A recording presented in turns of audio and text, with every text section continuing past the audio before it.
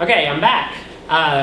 As you can tell, I'm still dressed the same, so obviously I'm doing this on the same day. I'm trying to do a two for one since I got Matt here. This next chapter is chapter 8, cost estimating and budgeting. We're not doing the project selection, chapter 17, because it's the same thing as decision analysis, just a little bit stupider in my opinion. I'm just going to go on to chapter 8, which is estimating and budgeting, because you will have a cost model that you're going to use in the final project. So I want you to understand a little bit about estimating and budgeting before we get there, okay? So the first thing you need to know is projects overrun their budgets, okay? And they overrun their budgets a great deal of the time. If you look at it, they've done a lot of analysis on this, and so you can look at the chart of year of decision that they decided to build something versus the percent of cost overrun, right? If you look out here in the 90s and 2000s, right, when this was done, there's a huge percentage. I mean, look at this. Right here is 100% cost overrun. So that means double the money already. And if you look, there's not a lot that go underneath. And so that's the big issue. And especially now in a very tightly controlled, tightly constrained budget environment, which is what we are in the federal government, it's really hard. You've got to make sure and watch what you're doing and how you cost things, okay? So the sources of escalation and cost overruns, there's uncertainty and lack of accurate information, especially in the beginning of a project. You don't have a lot of information about it, yet you're required to create a budget and understand all the details behind it, but there's not a lot there. And so there's a lot of issues with that. The second one is a big one, changes in requirements or design. If you have what's called requirements creep, which we talked about before, that can dramatically change the cost of your project. And the customer could change, or you can change. And so you got to worry about that one. Economic and social factors come into play, especially the economic part of it, right? If you're building something and there was a great supply of titanium at one point, now it's gone, the price goes up, and so you've got to worry about that. Inefficiency, poor communication, and lack of control are all huge ones in, especially the federal system. We're very inefficient. We don't communicate everything correctly, so things get decided upon that aren't true. We have to go back and change them, all that kind of stuff. This one, ego involvement of the estimator can come into play because they can think they know exactly what it is, and there's no way they do. The contract itself for the project can be a source of overrun because it depends on what kind of contract you give the contractor as to whether or not they're incentivized to not overrun their budget. And bias and ambition, right? You can say, oh, we've done this before, we know what we're doing, so it must cost this, right?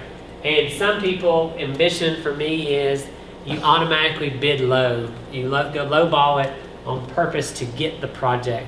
And then you get an overrun and you make the government or someone pay for it. So all of those are definitely sources of escalation and cost overrun.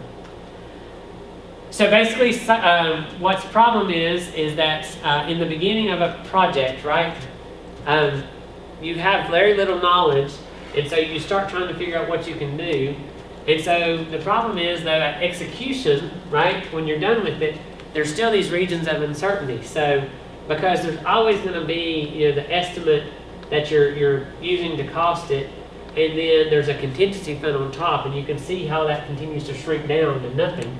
But there's still this whole estimate, you haven't got a clue as to what it's really going to cost over this entire lifetime, right? Because this is its estimate of its lifetime. This is the fund put on top of it. But still, you want the cumulative cost, right, which is this at the top. And so you can see at project definition, all right, project initiation, it's pretty big, and you continue to shrink this uncertainty down. That's why, like at NASA, when we first start a mission, we have to put like a 25 to 30% cost reserve just because we don't understand this enough yet, right? And that's the point. You just don't understand it. So you got to add buffer. You got to add fund, contingency fund, just to keep you on track to hopefully get near the budget. So life cycle costs, right, are all the cost of a system throughout its full cradle-to-grave life cycle. So it's all the costs incurred during the project's life cycle phases of definition and execution, plus all the costs associated with the operations phase of the system and the eventual disposal of the system. And this one these two are really hard to calculate, right? We're getting better at calculating how you create the thing, but then how much it costs to really operate the thing, and then especially to get rid of the thing, those are really just crazy what ifs, because these could be 30 to 50 years in the future. And so trying to figure that out now is really hard. And so there's still a lot of research in that because of it. So the purpose of life cycle cost analysis is to anticipate the realities of operating, maintaining, and ultimately disposing of the end item. And it's also to establish target costs for operating, maintaining, and disposing of the item. And so you also want to design the system so it will meet those target costs, right? You might even realize that you'll design it differently to make it cost less in operation. Maybe it costs more now, and then you'll make it save down the road. That's always what people want. In the end, because of constrained budgets right now, you end up doing the reverse. You save money now in the design, and it ends up costing more down the road. And we've got a lot of examples. The space shuttle is a really good one of that. Estimate versus a target or a goal. An estimate is a realistic assessment based upon known facts about the work, the required resources, constraints, and the environment derived from estimating methods. The target or a goal is a desired outcome, commitment, or compromise, right? Or promise, sorry. Don't confuse estimates with goals. The estimating process is directed at producing good estimates, not restating targets or goals, right? So this is what you want, right? It's the desired outcome, commitment, or promise. This is actually trying to realistically figure it out, you know? You want these two to become close together, but never confuse this one for that one, or vice versa. Accuracy versus precision. Accuracy basically is the closeness of the estimated value to the actual value. Precision is the number of decimal places in the estimate, and so the more precise you are, everyone thinks is better, but not always. Accuracy of estimates is more important than precision by far, right? So can you get closer to it than if it has the number of decimals and has more significant digits as you think it does? So there's estimating methods. There is expert opinion, right? Someone comes in and says that's going to cost $2 million. There's analogy plus compensation for benefits. So you can look at, hey, that's a lot like this other one, but it has all these other things added onto it. So you have to say that's more complex, that's less complex, that's going to do this or that, and that kind of thing. And then there's parametric. So you've got formulas or cost functions, right? And that's what these are. You look at the cost of engine A is basically the thrust of the engine A divided by the thrust of engine B, you know, the 0.7 power. There's all kinds of scaling relationships you can use in parametric costing. And there's cost engineering, which is basically a detailed cost breakdown of labor materials at each work package or task level, right? And so you can see the example of the different work packages and the hours associated with them and stuff like that. But if you look at this, it's very, very detailed. And that's its problem, is you don't usually have this much detail, especially in the conceptual design phase of a project, which is what a lot of projects, when they baseline the cost. And so they end up having to use usually the analogy or parametrics to come up with it. And those can be off, and that's why you have to put the 25-30% on there just to be on the safe side, okay? As you can see even more, you can put it by labor grade and how much that costs and everything else. You can see all the details that goes into this. And then you can figure out all of it, because then you've got overhead rates, you know, all of that can come in here if you want to do a detailed cost estimate. Any of these methods can be used in any area of the project. Parametric and cost engineering methods are the best by far. The cost engineering method is going to give you the best estimate that you can make, right? Because it's going to have the most detail in it, but it takes so much time to do it. Usually you have to wait until you know a lot more about the project and the system you're building or designing before you can do that. And like I said before, it's usually not known in the beginning of the project, so you have to use one of the other methods to get through this. So the rule of thumb, the smaller the work package or portion of the end item estimated, the better the estimate, right? You have a lot more detail, and so you can figure it out. So for the larger projects, basically what they do is they start filtering down the WBS information to the functional managers and to the work team leads, right? Because then you can get all these work packages under control. and they can figure it out from there. So the PM uses the WBS to identify the work packages.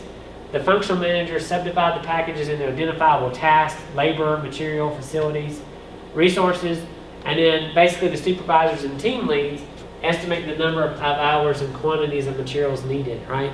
For large corporations, they have labor categories that they use, so they don't worry about individuals. Smaller companies actually use PJ Benfield, you know? And so it depends on your company and its policy on costing as to which way you would go, organization, right? And then you got labor and estimates go back up, so the work team figures it out. They float back to the functional manager, and then it goes back to the project manager, right? So the functional manager checks and aggregates the time and material estimates. They also convert time estimates into cost. The PM checks with over and approves all the estimate aggregate costs and adds in the overhead costs, because they're the ones that really worry about the overhead. And so the project cost is basically the sum of the direct costs plus the overhead costs. The sum of the overhead costs is how this works. And then you got project management, who adds in a few more things. And so they add in the contingency accounts. And so you can have two possible contingencies. Basically, the base estimate, which is the sum of the work package estimates, plus the work package contingency. It's basically to handle the known unknowns. And then you have the final estimate, which is the base estimate plus the overheads plus project contingency, which is to handle the unknown unknowns. And basically what happens is this project contingency, the PM controls it, right? Because there are things called known unknowns. There are things you know you don't know yet, right? And then there are things called unknown unknowns, which are things that they're random. They're going to happen, you know, and so you have to account for that and this stuff. And so they're called the unknown unknowns, okay? The PM basically then compares the bottom-up estimate to the top-down target or goal, and they attempt to reconcile the differences. Every time I've ever seen this happen, the bottom-up estimate is always larger than the top-down target or goal. So then you have to go back and, you know, can you cut some, you know, fat off of it and that kind of thing? Can you trim it down to where you can get it to where you want it to be? The estimates can be made at any level. They can be made at the project level, the work package level, the task level. Just depends on how much detail you have at that time as to what you can do. The budget is specific for each project. There is not a fiscal budget, right? Because a fiscal budget is an FY, fiscal year, right? And so each project has to have their own budget and how they're going to do it. They're subdivided into control accounts, one for each package, work package, right? So this is where you're going to track the money, because they're going to be put in control accounts, which are basically linked to a work package. Each cost account is a portion of the project's total budget, and so then you can see the example, right? And so you can see there's direct labor costs, overhead on the labor, direct non-labor materials, direct overhead on the non-labor materials. Then there's percentages on each. General and administrative, which is basically an indirect overhead kind of thing. And so that's the bottom line, is it cost $100,000 when the direct cost, actually just the labor, was only $50,000 in the project. And that's a good rule of thumb. It's about 100%. You know, double it and you probably got it in the right spot. So you look at the Rosebud project, so you can see it's $356,755, and so you can see the different layers below it, and then what are the different cost accounts. You know, you can see all of that throughout this project, right? And the different tasks associated with doing it. So the best projects are time phased to allow cost tracking versus time, because all of this doesn't happen like that. It's over time, so you need to have a time phase in there, right? So you can start looking at, you know, in these months, we're going to spend this much money, you know, and appropriately do that. Like for multi-year projects in the federal government, when they say a project costs $2 billion, you don't get all $2 billion in the first FY. You actually get the money, the $2 billion, over several years. So you've got to time phase the money and make sure you've got everything okay there. You also have to look at it, if it's longer duration time periods, you also have to look at the cost of inflation, because everything does. Everything costs more now than it used to. And so you've got to worry about that as well. The cost accounting system basically enables the budget information to be aggregated or disaggregated according to work packages or functional areas. Basically, this is the way you now count see what you spent, right, and what's being spent on a work package. And so you can figure out basically from this, how much money have we spent so far. And so you can see in this one, let's see, where are we? Like this one on installation, well, it's $20,000 we've budgeted, but so far we've spent $17,000. And so you can start to figure out, what have we spent, what have we not spent, that kind of thing, and where's it all going, and that. So that's what you can do with that. And it also allows you, because you can see over here, this is the different disciplines: project management, engineering, programming, function, purchasing, and technical support. And you can see how much money they're allocated. Actually, that's what this is that's how this 20,000 is broken down, is who gets it. And you can see the different ones and where they're going to get it from. And so that way they can make sure all the money's going in the right place. The monitoring system, basically you can do weekly expense and cumulative expense profiles. And so that's created from the work package budget and the project schedule. And it assumes that expenses occur uniformly throughout the work package duration. And that's a big assumption, is that throughout the duration of the work package, the money's kind of flat. It isn't. It actually bounces around because people have sick leave. You budgeted someone for 8 hours, 3 days, they're sick for 2 of them, so it doesn't happen. And so that kind of thing comes into play. An expense profile basically is analogous to the resource loading profile. So it looks at the expenses that occur every week. And so you can see basically the costs, you can look at all the different costs, right? The budget, the number of weeks it's going to be. And so you can just basically, you take the money and divide by that, and you can figure out exactly how much money is going to be spent over which weeks. And so you can plot showing the expected per work expenses based on schedule activities and per costs per week, right? And so you can figure out how much money you need and when you need it. And this is a big thing for a company, especially in the federal government, because they're not paid usually up front. They're paid at the end. So they got to make sure they have the right cash flow to make this work. Cumulative expense profile shows the budgeted cost of the work scheduled, which is the expected expenditure growth throughout the project, right? And so you can see, this is the per week what happened. So you can see it went up, came back down, and was done, right? And this is the cumulative profile. So this is summary of it. And so you can see how much money was spent. At the end, it got to 356,755, which is what was budgeted, so it worked, right? And so I call that the burn rate too, because you can see how much money you're actually using throughout the project. In planning and control, basically the weekly and the cumulative expense profiles are used to adjust schedules to accommodate cash flow and working capital constraints, right? And so you can sit there and start figuring out the cumulative expense profile early start, the cumulative expense profile late start of L and Q. And you can see, while you peak up here, and maybe that's a problem for you because you don't have enough cash flow.